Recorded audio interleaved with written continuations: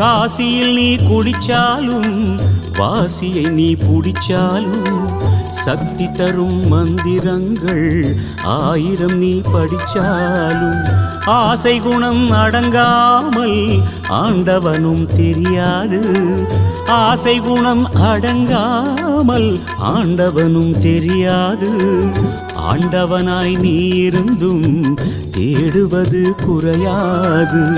ஆன்மீகம் என்னவென்று யாருக்கும் தெரியல.